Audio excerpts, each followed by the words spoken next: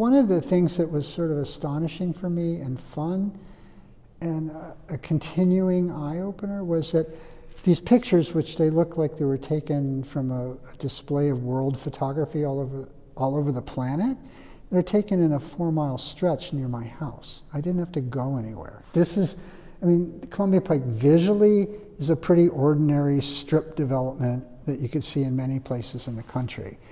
But the people who are living there are from all over the world.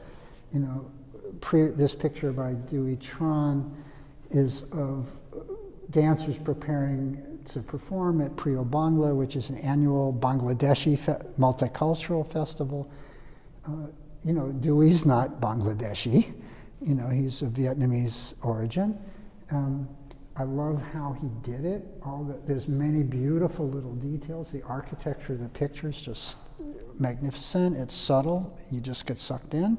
But just all the relationships, the colors, the way their feet are, the little Bangladeshi symbols, their national flag symbol, the bells, her foot, and, you know, the body posture. You know, I think it's very elegant.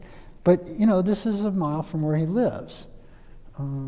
We have an ongoing relationship with the Bangladeshi community. This image is also by Dewey Tran, very near his home. We had a big snow a few years back that was unusual. I think the biggest one in my memory in my lifetime. And we were all kind of stuck. And Dewey, to his credit, went out at night. He likes to photograph unusual light. And so he just saw these guys, you know, silhouetted, you know, in the snow, because there was no traffic. You had to walk for a few days. And because you can't make good lighting balance when you have so many absurd light sources, he ended up with this kind of otherworldly feeling, image. This would be Dewey, sort of a mystical, philosophical kind of undertones are embedded in it. This picture is actually one of my favorites and kind of unusual for me. You'll notice a lot of my pictures are close-up and often portraiture. This is from preparing at the early stages of a big parade for something called a Ruru Festival, which is a festival done in Bolivia, and it's a place in Bolivia, and they have this fiesta. And if you notice, there's many, many costumes of families are getting their kids ready, and there were several thousand, I believe 3,000 people dancing, going down the street, and about an equal number watching. And I just was walking up and down the hillside where they were preparing, and I couldn't shoot enough. And there was just, everywhere you looked, there was stuff to see.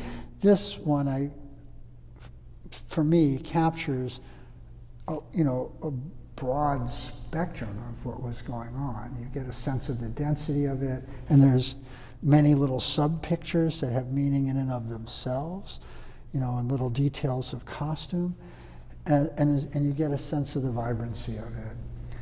It's a loud festival between the sound trucks that they dance to and the bells and the foot stamping. The dance goes chung chung chung chung over and over, chung chung chung chung. Creates a very strong street presence and rhythm, and it's as, you know, sonically interesting to me as it is visually. And they were waving. I don't think it's in this picture, but they'll be waving Bolivian flags and American flags. They're very strong. Yeah, here even Tinkus. Here you see USA. They're very proud of their American connection. Many of them, you know, and trying to hold on to their culture. And just the fact that this was happening in the neighborhood, just with very little fanfare outside of the Bolivian community, was interesting to me. Most of the Latino population in Arlington and in the Pike is Central American, El Salvadorian primarily, and some Nicaraguan, Honduran. But there's a large Bolivian and Peruvian contingent too. Their cultures are different, but they, you know, are living side by side.